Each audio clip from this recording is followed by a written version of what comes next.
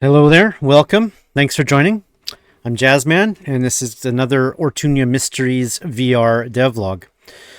This devlog, which covers the last 2 weeks of development, is going to be a little shorter than the last one. The things that I want to show off are the inventory system in the backpack. In the last devlog or two, we've seen the inventory items aligned in just all over the place. So I spent a bunch of time in the last couple of weeks fixing that so that they're aligned properly in the backpack. We'll go over that just in case you're also using the HexaBody prefab from the asset store. And then I was looking at menus, so I can show off a bit of the main menu, the splash screen title in between levels, and finally the end credits. So without further ado, let's get into it and grab the headset. Okay, here we are in our chapter 2 of the game. This room in particular was selected just because of the number of things that we can pick up. Now, the two problems that we ran into with the backpack, and here's our backpack, there's our inventory slots. The first problem was the size, and the second, the alignment. If we select one of these items here and slot it into the backpack, we can see this one's actually not terrible. The size is now good. I've already implemented the size change. That change was actually out of the box and very easy to implement. Prior to that, it would have actually spilled out the sides of the slot. But it is also aligned a little bit high. Another example, and a little more, it demonstrates a little more what the problem I was running into is this block of cheese. When it comes in now, we can see it's actually sticking out of the slot. Before we did the size change, it was actually sticking into the next slot, or if it was on the side, it would stick out of the bag. So those are the two things, the alignment, the scale. You can see we can pick a few more things up, and we'll just take a look at them all together here. What's the one more here? Oh, the steak. There we go. So there's our 6 things. We can see there that, for the most part, size-wise, these are good. Most of them are a little bit high in the slot, and the one like cheese is actually kind of spilling out. So we needed a solution that we could apply to each item individually to align them properly in the backpack. All right, here we are in the editor. We're in the same room. We see the food that we were picking up and putting in the backpack. There are 2 different things that we need to do in order to fix this issue. The first one is the size and the scale of the objects, and the second one is the alignment of the objects. So let's focus in on the size. We didn't get to see it today in this devlog, but in prior ones, when we put, say, for example, this piece of cheese into the backpack, it was way too large. It took up 2 slots from a visual perspective, and it was hanging out the side of the backpack. So we do need to scale it. And this one actually is built in. If we look at this HVR tag socketable component on the cheese, we actually add this component to any object that we want to have the ability to have in our backpack. So that is, for me, it's on every object that I can pick up. And we have this counter scale parameter that we can then use to set a new scale when it goes into one of these slots. So in this case, it's set down to a 0.5. And we do want to just be aware that if you've got a scale different than 1 across this, that it takes it into account. So for example, there's another item, I can't remember exactly what it was, but it already had a scale of 0.5 to be the right size in my scene. And so changing it to 0.7 actually made it grow in the backpack instead of shrink. So just be mindful of that if you've run into this from in your game as well. So then, as you can see, as the scale down to 0.5, particularly for the cheese, but if we look at something like the corn, it's down to a 0.8. So you can see just again, with scales being different between the objects, you just kind of have to go through and adjust it. And that's part of the reason why this particular change took me so long this week, is I had to go through each level, item by item, put it in the backpack, see, is it the right size? Is it the right alignment? We haven't got to alignment yet, but is it the right alignment? Make adjustments, test. So it did take quite a bit of time in order to do that. So that should be it for the size. It's already built in. The alignment, though, however, is not. Now, before I get into the fix for that, I should mention This might be a me problem, the fact that I'm using this particular asset package. I purchased this off of the Unity asset store and I'm using it.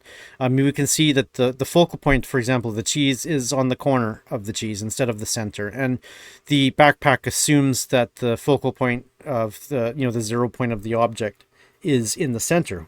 And so if that was the case, then all of the items would be aligned properly center-wise. The size may be different, but not the alignment. So in this case, I've got, this item, and that's why it was sticking out the side of the backpack, because this point was where the center of the slot was. So if you don't have that, if you've made your own assets and have the center point or the focal point actually in the center of the object, then you probably won't need to worry about alignment in this. However, if you've got one like this, or if you're using this same asset package, we do have to worry about it. And so I'll just quickly run through the steps that I did to fix this in order to do this. And again, this kind of shows why it took me so long. So if we're looking now over here in the tree, under our Hexa 4 rig backpack, we have our backpack item. And here I've added a new script that I created called Backpack Inventory Alignment Controller. Okay, and if we take a quick look at that, I'm just going to take a very quick look at the code. We'll come back and look more closely at it. But I've created two events, on grabbed and on released. And we're using the HVR grabber base and the HVR grabbable in both. And what that allows us to do is on each of the backpack slots, so if we go into inventory, inner inventory, row, and select one of these, there is events that get fired, grabbed and released. And so I'm calling my events that I just showed on those events that get thrown. So grabbed in the inventory is when it gets slotted in, and released when it gets slotted out. And then my code runs when that happens. Okay, so what does that do? We grab the object that's getting picked up or getting slotted in. We look for a component called backpack offset. This is another one of my components. Assuming that we get that component, we then get a backpack slot offset, and then take the offset and add it to the local position. On released, it's identical, except that we remove the offset just to kind of return it back to the way it was. So let's take a look at what this backpack offset is. If we go to, once again, our cheese. At the bottom, we have a backpack offset. So here is the script, the component, and we just have a vector 3 where we're able to choose what alignment we need for the object. So it gives us the ability, in this case, the cheese, we're making it move it down a little bit. We're moving it 0.02 in the Z direction. And this just allowed me to specify object to object what it's needed. So if we look at the corn, we have one here. It's just a very minor change on the Y direction. This one, even more minor, etc. So the alignment, because each of the objects were made in the way that they were made, needed to be specific per object. It couldn't be a single blanket movement. So for now, each one of my objects that I can pick up and slot into the inventory has one of these backpack offset, and the code from this piece takes it into account and moves it. So now let's go and take a look in the game at what it looks like and see it fixed. All right, we're back in the room here. I'm actually up on the table now, but we've got the fix implemented. So let's just grab a few of these things again and put them in the backpack so that we can see the fix. You can see as we grab these items, I think it's the fact I'm sitting in the chair now. It's I feel like I'm crouching, or it's one of the things I still have to address in the development, is just what does the player height mean, etc. But right now we can demonstrate the size of this here perfectly well, like this. There we go. And we look at our backpack, and those are nicely aligned now. The cheese in the proper spot. There's not any of the items coming out of the backpack slots. So there we are. Okay, let's move on. Whoa. Let's move on. All right, so let's take a look at the main menu. On the PC version, we have a very traditional main menu with a screen actually very similar to what we see here, but it's a full screen canvas that we use in Unity. In VR, it's a different sort of thing. The traditional canvas type thing doesn't work the same way, and we don't use it the same way. And so what I've done is make a copy of our prologue level. We can see the whole thing is still here. Move the player kind of down in this room. We've got our it is still canvas. We've got this VR canvas. However, it's set to world space render mode instead of our scene space overlay. And so with it being world space, we're able to have the canvas in the middle of the world like this and have it set in a way where it's kind of interacting with the world. Just very similar, if you've done any VR gaming where you'd have a menu kind of in front of you instead of having it as a flat screen thing. One of the things that I did add on this is a menu VR controller, which basically just shows the menu, this global world space canvas from a specific distance from the camera. So it basically aligns it with the player and pushes it out a direction. And then if we look at the code specifically here, we get the camera. We then just put the position of the world space canvas out a specific distance from the camera so that it is a good distance from the player, and then we also change the rotation of the player of the canvas so that it is looking in the right direction that the player is. The other piece that we've got here is just a small script that prevents the player from moving. We can still look around as if it was a scene, but we can't move. So let's just take a quick look at this in game. All right, and here we are in game, and you can see kind of how the main menu is. We're definitely in one of the levels here. This is the prologue.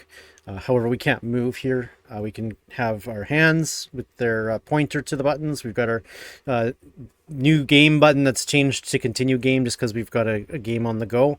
Reset game settings, etc. We've got a version number over here. So all of the stuff we want on our main menu is here now, kind of floating and hovering in the middle of the scene. So it's definitely functional. If we go to continue game, and there we can see we're loading now.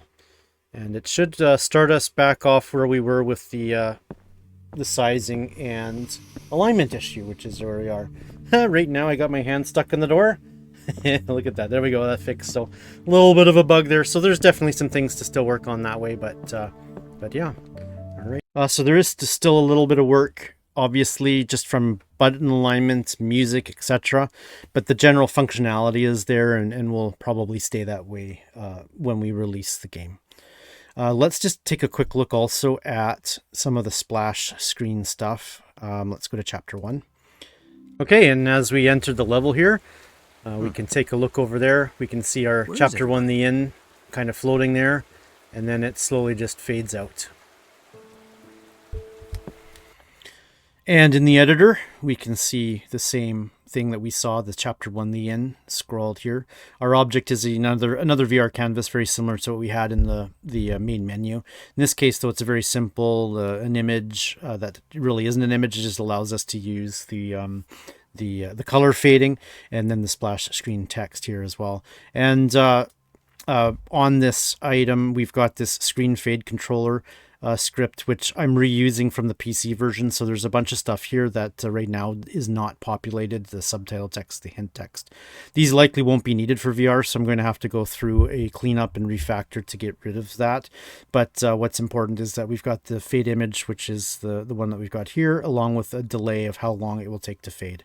And the script for that is just a very simple coroutine over time, adjusting the alpha variable of the color on the image to fade it out. So that is how that works. Let's go and look lastly at the end credits. All right, and here we are. Let's take a look at the end credits. We're in the last room of the game. This is our chapter 5 level. However, I've duplicated it and placed our end sequence here, the end credits. This is where our 2 warlocks are usually, and we interact with them. You can still see our backpack here. I've got the player there hidden. You can see the hands. So just very much like the main menu, I've got it set up in this last room so that the VR canvas, which is right here, I am using the scroll view. You know, where all of the words for the credits are kind of in a big viewport here. You can see it stretch way down there, and then there's a script that it slowly has them come up into view over time. So let's just take a look at that in the game.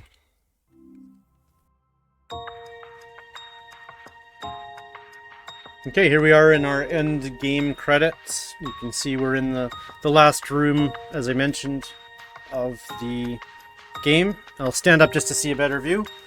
And yeah, we can see we've got all our credits scrolling. We've still got our hands, but I can't move. And the world space canvas is just allowed, it's kind of floating there in the middle, and all the words are there.